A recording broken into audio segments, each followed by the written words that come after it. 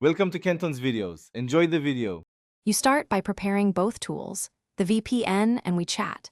Pick a reputable VPN for speed and privacy, install its app, and sign in.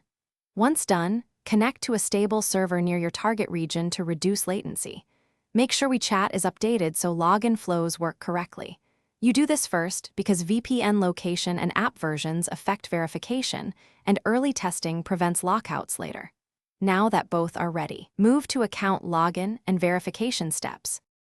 With VPN active, open WeChat and begin login using your preferred method: phone number, QR code, or WeChat ID.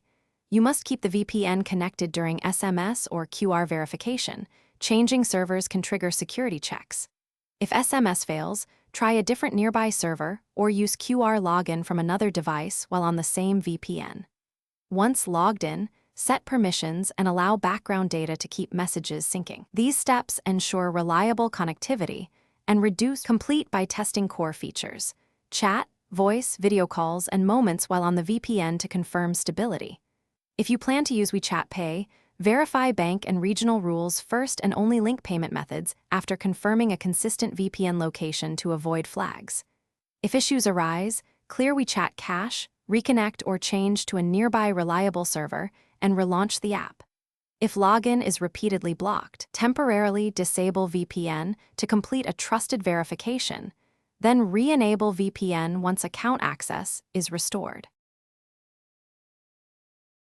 Thanks for watching. Consider subscribing if we helped you.